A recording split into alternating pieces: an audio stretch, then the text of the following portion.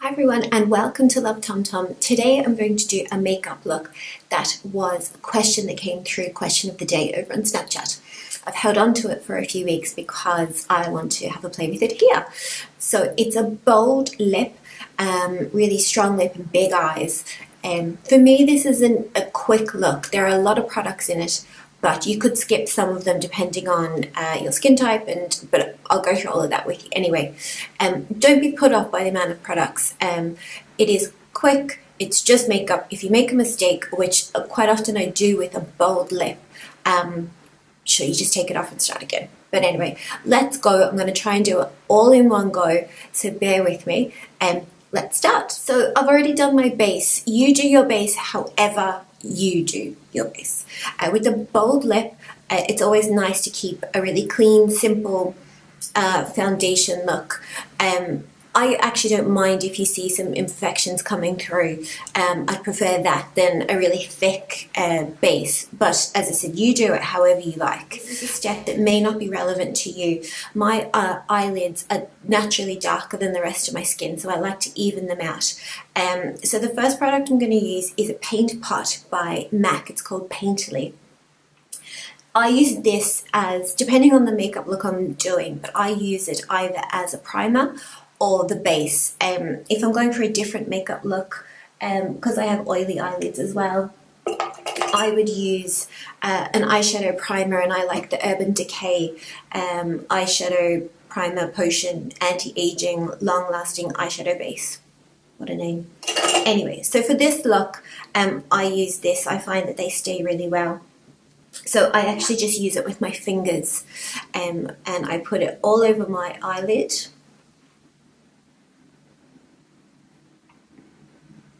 So you don't have to do this step. If you don't have oily eyelids, you can skip this entirely and just go to the next one. Part of the reason I love these paint pots is because they last, and I can use my fingers. So after you've done that, maybe a champagne color or a nice pearly cream, nothing that has either pinks or browns or a strong color in it, and you want it to be as neutral as possible. So I actually use, this is another MAC product, and it's just one of their regular eyeshadow ones. This is Patina. Now they describe it as a brown taupey shade, but for me it's more mushroom. It is a little bit glittery, but not too much. So I put that all over. So if you want to skip the first step, this one, go straight in with a shimmery eyeshadow, nothing too glittery. But anyway, each to their own. So just use whatever eyeshadow brush you have and put that all over.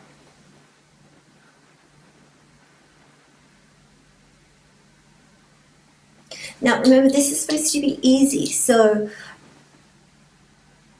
don't worry about it being too perfect. So just do the same thing on both eyes. Once you put that eyeshadow all over your eyelids, if you've got a blending brush, just blend it all out. So you want no kind of visible lines. So all nice and soft. So I just need to go in a little bit more.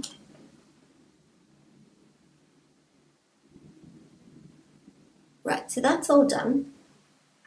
The next thing I do, and this is something I've been doing for most eyeshadow looks lately, and instead of eyeliner and drawing the attention to your waterlines, you want to make this bigger. So with a darker shade, again, use whatever's you've got, okay?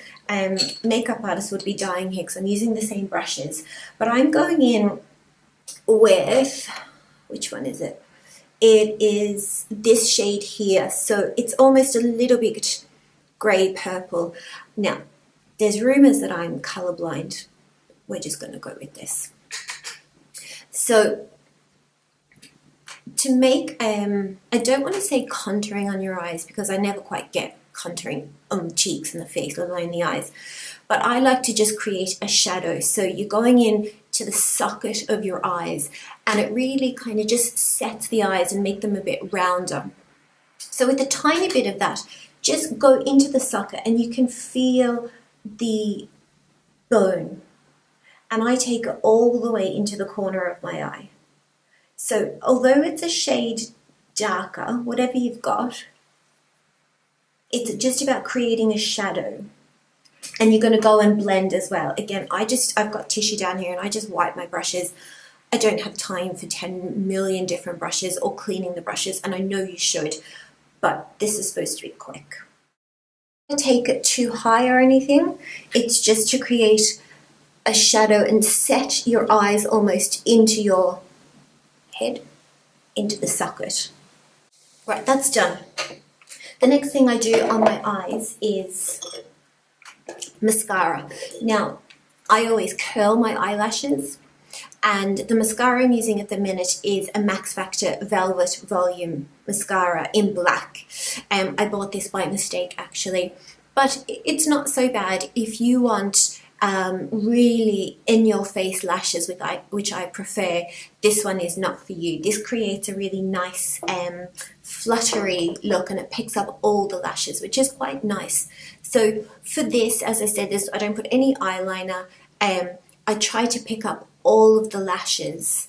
So you really want to create that round shape. I go in on the bottom as well, but just on the edge. You don't want it to look like you're wearing any eyeliner. So nice and soft and big. If you don't curl your lashes, skip this step. Take your mascara, whatever you use, and give it a nice coat, trying to get all of them. Now, I don't go too close to the base. Normally I would. I'd be in there lifting up every single lash to make it really bold. But this, you just want it soft and fluttery is the best way I can describe it. Find that one set of eyelashes is better than the other. And do you find that? And I also find, depending on how well I've taken my makeup off the night before, how well the mascara goes on the next day. The thing with mascara is, well, with makeup in general, do whatever works for you. If you want thicker eyelashes, darker, bolder, then do it. So I'm just trying to get the corners, and I would go in then and give them one more coat each.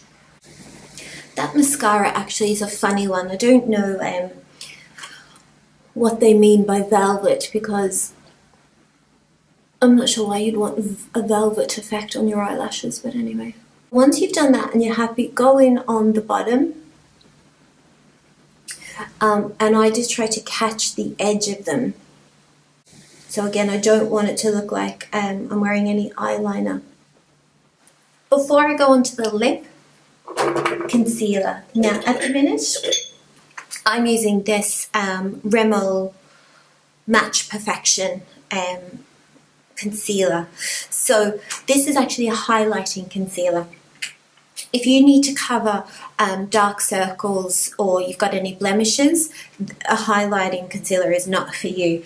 If you need something more heavy duty, I quite like the NARS Radiant Creamy Concealer. I use the shade Custard. But if I'm honest, I actually don't use that one very often. That's actually finished. So what I would normally do is concealer underneath the eyes in a V, a little bit on my nose, on my chin, just around the nose, a tiny, tiny, tiny bit. A beauty blender, done. So, and if you don't need to do that step, that's fine as well. Sometimes I don't even use concealer. That's it for the face. I wouldn't use any blush or bronzer. You could put a bit of highlighter on the cheekbones if you wanted. But again, this is quick and easy. The focus is the lips and big eyes. So you don't want anything taking away from that. But if you are all for bronzer and highlighter, work away. Now, this is where it can get a bit tricky.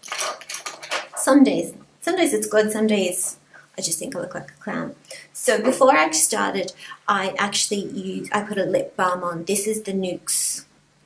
I'm not going to pronounce it. I'll put it below. So I put a tiny, tiny, tiny bit of that onto my lips. With any lipstick, you don't want any product showing on any dry patches. So put a tiny, tiny, tiny bit on before you do your foundation. If you need to blot, just take that off.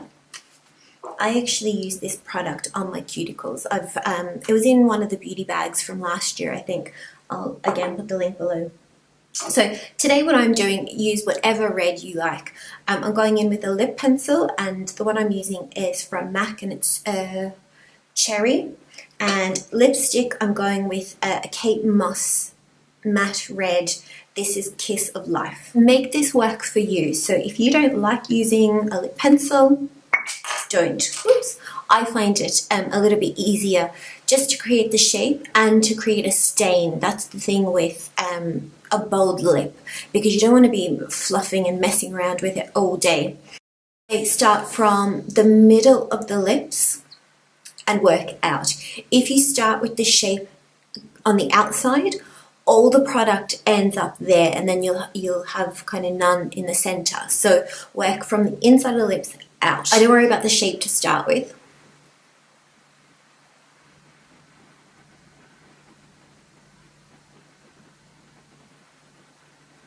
So just do that a few times.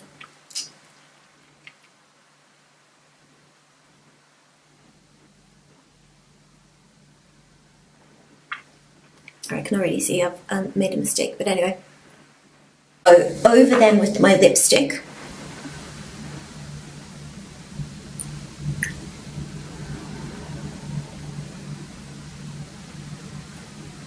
Lipstick on the teeth.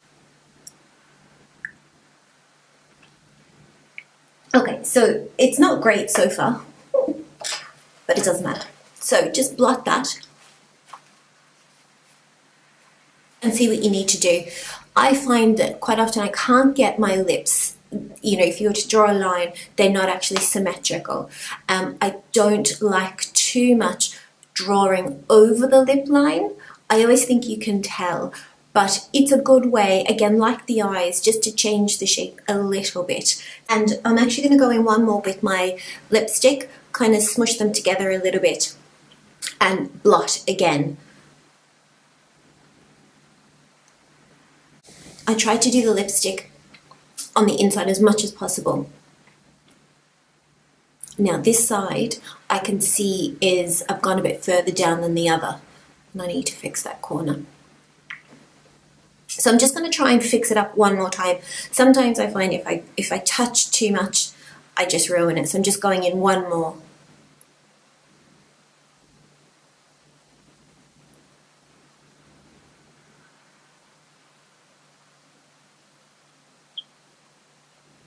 Okay, I'm actually going to leave it because I can feel the more I touch, the more I'm going to wreck it. So I'm just going to do that one more time.